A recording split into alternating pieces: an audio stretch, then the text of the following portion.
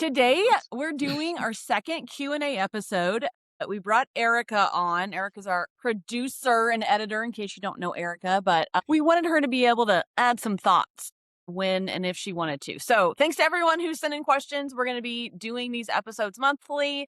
So if you have a question you want us to tackle next time, you can use the link in the show notes or DM either one of us on Instagram.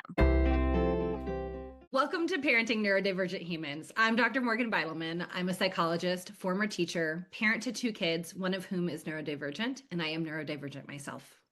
And I'm Brianne Kolpitz. I'm a school psychologist, parent to 2 neurodivergent kids, and I'm ADHD, which means I'm autistic and have ADHD.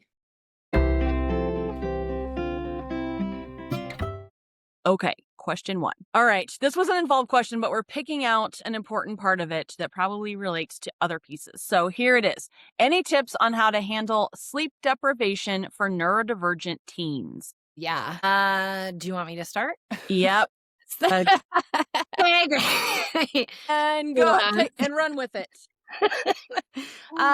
Yeah, so I have lots of thoughts on this. Like the first thing that I would do is really work to figure out what's going on, because we can have things that are not actually neurodivergent that are impacting, and then it kind of like snowballs into neurodivergence. So for example, if I'm laying in bed, I'm on my phone for 3 hours at night, and somebody else may be able to like set a timer and get off, I'm gonna get really super hijacked. My nervous system is gonna get super hijacked, and I'm going to then flip into this like neurodivergent response, which makes it even harder to get off of the device than a neurotypical in a lot of ways.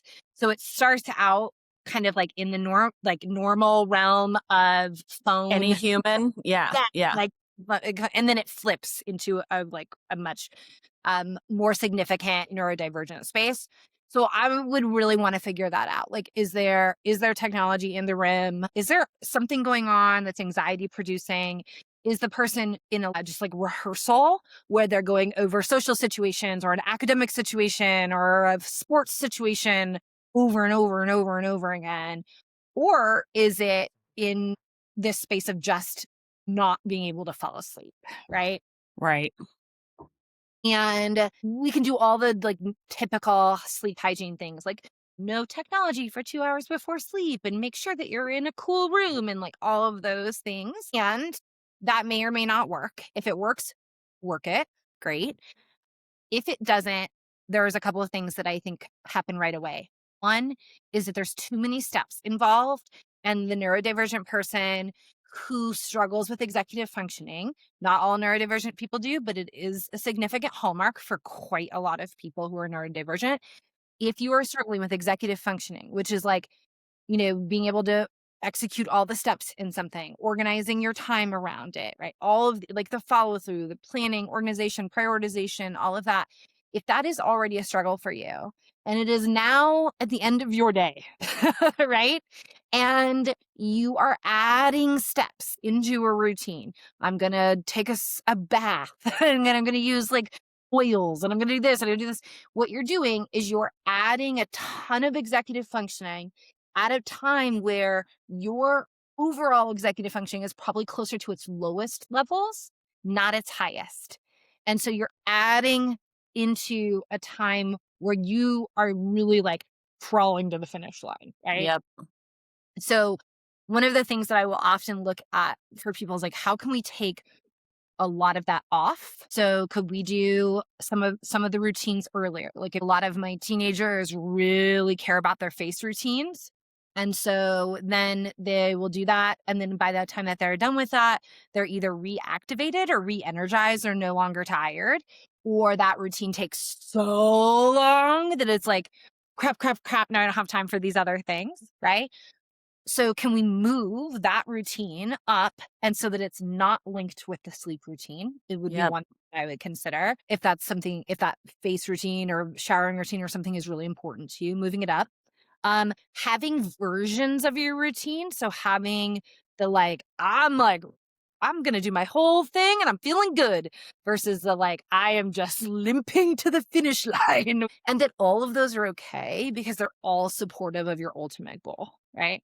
Another one that I look at with people is sensory stuff. Do not underestimate that. If the room is too hot, if the room is too cold, if your sheets are funny, sometimes it can be the material. Sometimes it can be like if one of the edges comes up and now the material's bunching, and that can just be a big thing. And then we get into some really non-traditional things where I have some kids who do meditation. That's not non-traditional. But meditations can be helpful, but also re-listening to a book that you've heard a million times where it almost becomes meditative. I often tell people I have an old TV show episode that got downloaded on my iPad when you could like download them and they didn't expire. That's how old this is. So I like permanently have this one episode of How I Met Your Mother on my iPad. Tells you both how old that streaming is and how old my iPad is. And if I'm like really struggling to go to sleep, I will play that episode and turn the screen off because I know the dialogue so well at this point. I've literally done it for like 20 years that it can help with sleep. So that is where we start to get into testing, right? Like testing things out and figuring out like, does something sensory help me? Can I reduce the executive functioning? Do I need something for my mind to focus on when I'm trying to sleep that keeps me out of rumination and these anxiety spirals? Last one that I would say is don't underestimate the need for food. Because a lot of people who are neurodivergent, we don't have the greatest internal cueing system, and we may not even realize that we're hungry. Or we're not hungry when we go to bed, but we burn more fuel and then we wake up partway through the night and then we can't go back to sleep. I often will encourage people to have like a high protein, high fat snack about like 30 minutes, 45 minutes before they go to bed and see if that helps as well. That's really smart. I have nothing to add, and I've just decided I'm going to nominate myself as a question reader. Question 2. Right. I can share the mic. I feel like I am a yes. Girl, if I have something to say, I'll say it. Okay. Okay. Question 2. How can you tell the difference between dysgraphia and just really bad handwriting? Such a good question. Okay, so first of all, let's just make sure that we understand dysgraphia. So dysgraphia is like in the DSM referred to as a specific learning disability. And then the type is with impairment in written expression. Actually pulled up my handy dandy DSM to make sure that I was giving you my full answer. Thank you. So yes, when we're looking at a diagnosis with the specifier of dysgraphia, which again is a written expression, we basically have 3 main areas. So one is spelling.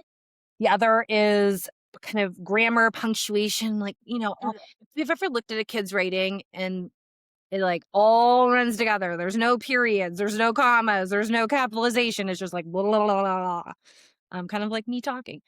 And that's kind of starts to tip into that realm. And then the third is that we are looking at kind of like clarity, organization in written thought. So a lot of times, one of the ways that we'll look at this for kids is we'll have them tell us something orally and then have them on the similar topic come back and do it in writing. And if they are able to be pretty organized when they're talking about it, but their writing is really disorganized or it's way less, it's like they write 1 or 2 sentences versus they're talking to you about something for 5, 6, 7 minutes.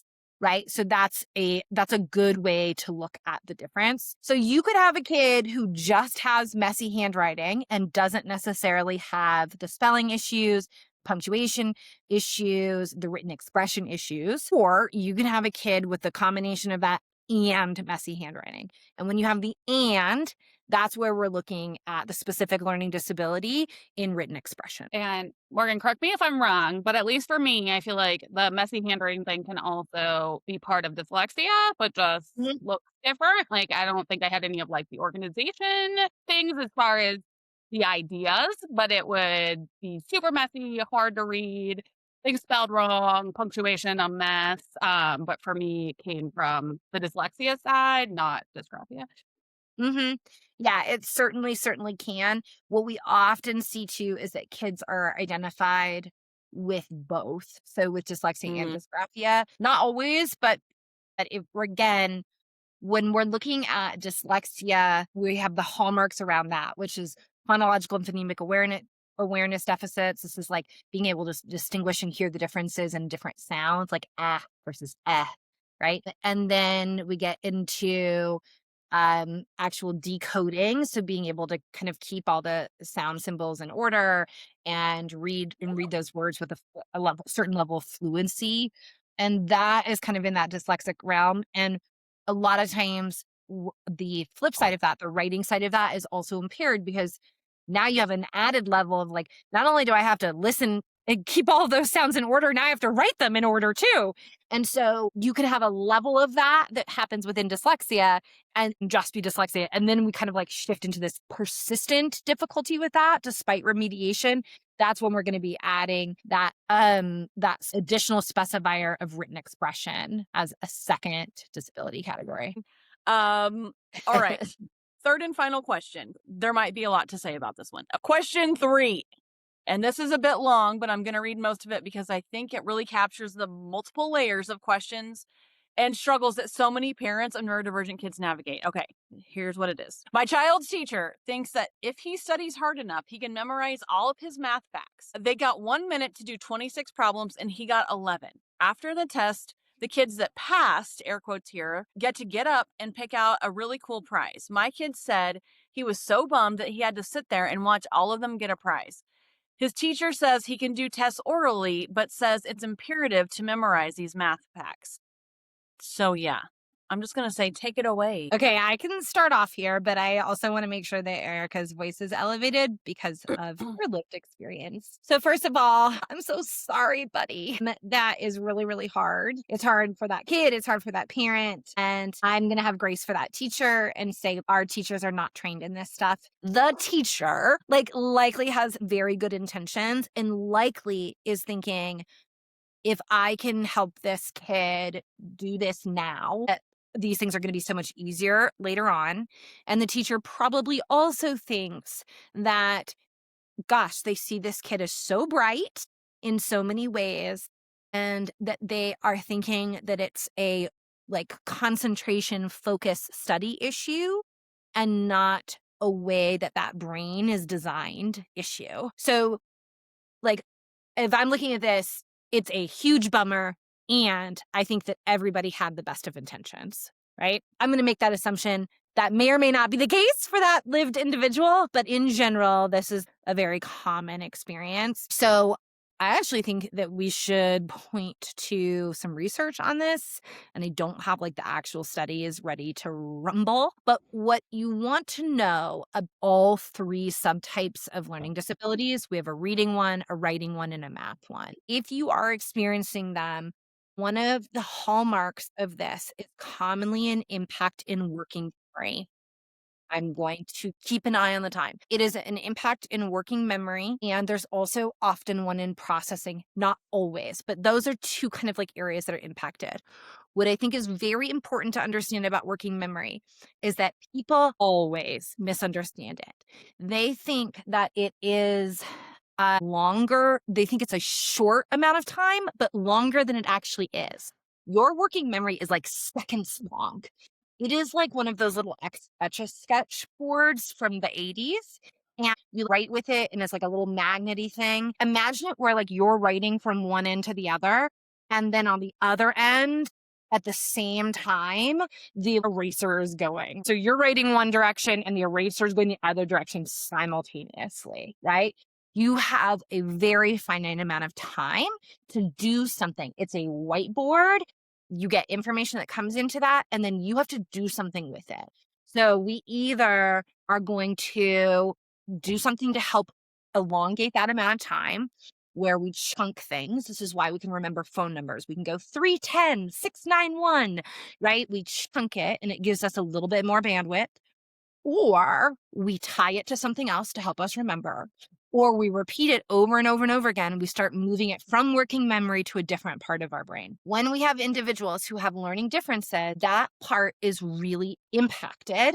And then when your anxiety builds up when you're timed, right, we see a decrease in the functionality of this, not an increase. So when that happens and you have this kid, if you're the teacher listening, what you want to know is that this kid is probably trying really, really hard, right? And you might not see this impact in other areas. They might be the quickest one to answer the questions when you're having a debate. They might conceptually understand exactly what to do. And none of that means that when they are timed, when they're under that constraint, that they're going to produce the way that you expect them to. And so that's really, really important to know. And if you're seeing that pattern in your child, you can advocate for an accommodation of not having something timed or having 2 assessments on certain things where you have a timed versus untimed, or that there's a focus on a decrease in the number that need to be done, but where you're graded on accuracy of the ones that you do versus doing a ton of them. Right? But these are hallmarks. These are often hallmarks of these learning disabilities that go beyond the observed impact of difficulty with reading or beyond the observed impact of difficulty with math equations or beyond the observed difficulty with writing and written expression. And it kind of like creeps in to these typically other assessments of learning is where we tend to see it significantly, like your outputs of learning. This was definitely me as a kid. Conceptually, I understood addition, I understood multiplication, and it was just memorizing them for me, no matter how long I did it. And over time, a few sunk in, but I was never going to like memorize all of them, especially not, by the end of 3rd grade or the end of 4th grade, whatever this arbitrary deadline was. So I remember trying really hard, and I didn't have any accommodations or official diagnosis or anything at the time. So I just remember all these adults telling me, oh, if you just work harder. And finally just being like, I don't know why they're all telling me this, but it's not true. And no adults understand that it's not true. So I guess I just have to figure this out. So I just started cheating. I mean, I was in 3rd or 4th grade, a bummer lesson for kids to learn. But I mean, to me, that was just, my coping and self-preservation strategy. And I loved math. I wanted to get to the advanced math classes because I thought it was really interesting, but I couldn't get to the advanced math class until I passed these time tests. So like, okay, well, I'll do what needs to be done and I'll get there. And then from then, it just became like a huge masking thing. Just like honestly looking back, a really big waste of brain power that I just put a lot of effort into making sure that no one realized I didn't know these things because I still never learned them. And then by high school, I mean, I was the youngest person in my AP Calc class. Like I loved math. It was the way my brain worked. But in AP Calc, I would use my calculator for basic multiplication and it was fine.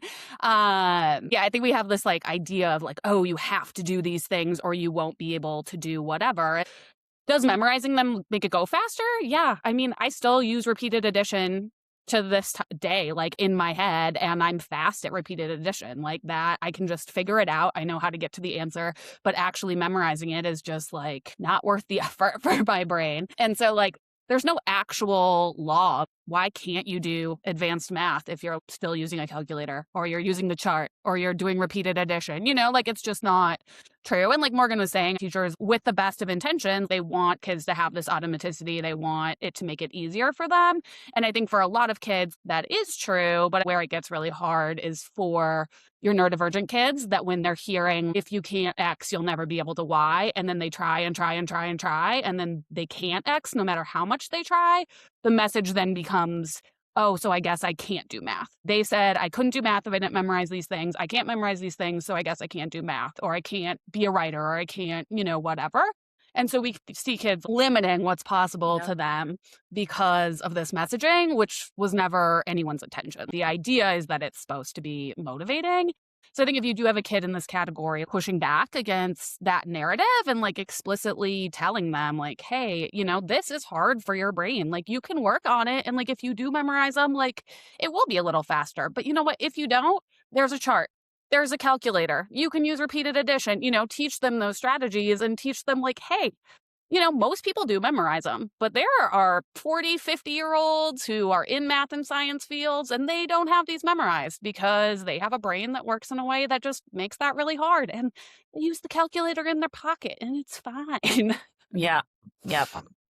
Yeah. Not the end of the world. Yeah. No. And what is happening a lot of times is that the executive functioning on that stuff is becoming more complex. There's more steps. And so the individual conceptually understands what to do, but then all of the steps, a lot of the steps actually have sub steps. Makes it even longer, right?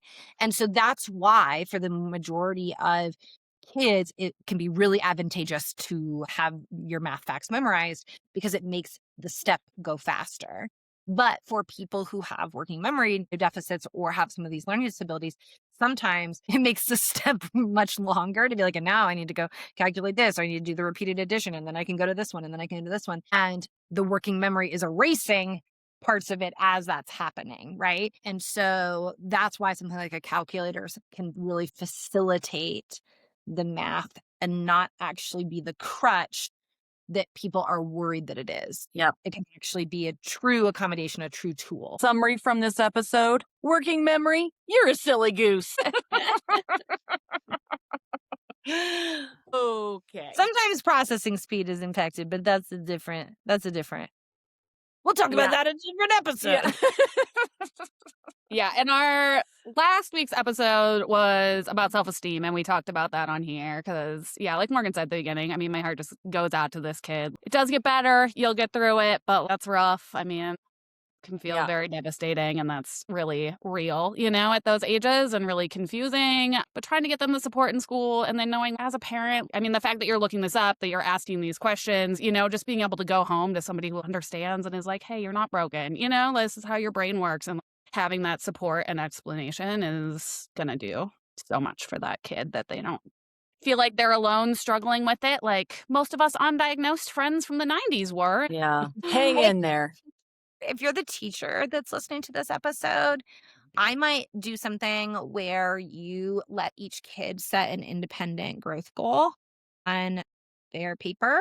So at the top, they can say, last time I got 9, this time I'm going to try and get 10. Or last time I got 10, and that was a good push for me. I'm going to try and keep it at 10. Because what I hear in this is that you're trying to get the kids to memorize the facts, but you're also kind of having this idea of here's a goal. I worked towards a goal. I achieved it, and I celebrate. There's huge value in that. So let each kid set a goal, maybe help them set reasonable ones, because you might have some people in here who are like, I want to do 3, right? There's the other side of this spectrum too. Or 300. Yes, that's a great point. So, and let them set reasonable goals, let them self-reflect, and then you could do a celebration that's at the end of the week or something like that, where it's not directly after. So you're pulling away that shame piece that could be there for some, but you're still allowing there to be a celebration of learning, a celebration of effort, and a celebration of goal achievement, which is all super, super valuable. Yeah. Yeah. Imagine just celebrating effort. That'd be cool. Okay. I think hopefully we answered your questions. We appreciate you being here. Thank you for listening. We'll be back next week with a new episode about parenting kids with very different needs. If we are a good fit for you, follow us on Instagram. Dr. Morgan is at Dr. Morgan Beitelman, and Brianne is at It's Brianne Colpitts. You can find the podcast on YouTube and Patreon at Parenting Neurodivergent Humans. And as always, if you have a question or topic you want us to cover, send us a note. You can message us on Instagram or use the Google form in the show notes. And as always, thank you to our editor and producer, Erica Carpenter. We appreciate you. Thanks for joining us. See you next week.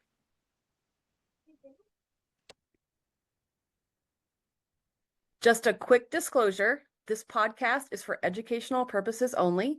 It does not constitute a psychologist-client relationship and should not be used in place of an expert evaluation or therapy.